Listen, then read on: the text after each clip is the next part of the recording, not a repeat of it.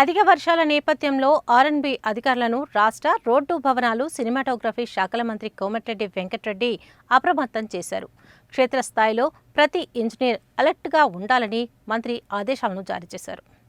అధిక వర్షాల నేపథ్యంలో ఆర్ఎండ్బీ అధికారులతో మంత్రి కోమటిరెడ్డి వెంకటరెడ్డి సమీక్ష నిర్వహించారు. సందర్భంగా బతుకమ్మ దసరా నేపథ్యంలో వాహనాల రాకపోకలు పెరిగాయి. సెలవుల్లో విద్యార్థులు ఇళ్లకు చేరుకుంటున్నారని, సరదా కోసం రోడ్డుపైకి వచ్చి ప్రాణాల మీదకు తెచ్చుకునే కొంతమంది యువత పట్ల అత్యంత జాగ్రత్తగా ఉండాలని అధికారులతో అన్నారు.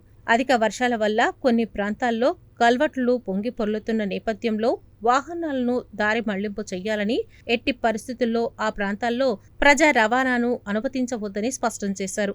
వరద ప్రవాహం ఉన్న రోడ్లపై ప్రత్యేక దృష్టి సారించాలని, కోతకు గురైన రోడ్లను ప్రజా రహదారులకు ఇబ్బంది లేకుండా వెంటనే తాత్కాలిక పునరుద్ధరణ చేయాలని మంత్రి ఆదేశించారు.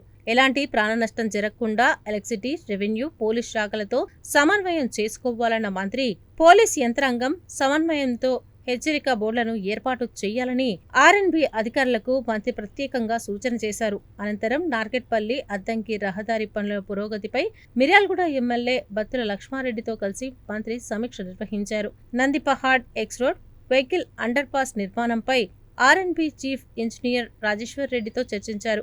యాక్సిడెంట్ స్పాట్ లేని రోడ్డుగా నిర్మిస్తున్నామని, Nandipahad X road vehicle underpass నిర్మాణాన్ని వేగం చెయ్యాలని అన్నారు. పనులకు ఇబ్బందిగా ఉన్న అక్కడి ఎలక్ట్రిసిటీ పోల్స్ తొలగింపు, మిషన్ భగీరథ పైప్లైన్ల మార్పు, వాటిపై సంబంధిత అధికారులతో సమన్వయం చేసుకోవాలన్నారు. ఆయా శాఖల అధికారులతో క్షేత్రస్థాయి పరిశీలన చేయాలని సిఈ రాజేశ్వర్ రెడ్డి ఇతర ఆర్ఎండ్బీ అధికారులను మంత్రి ఆదేశించారు.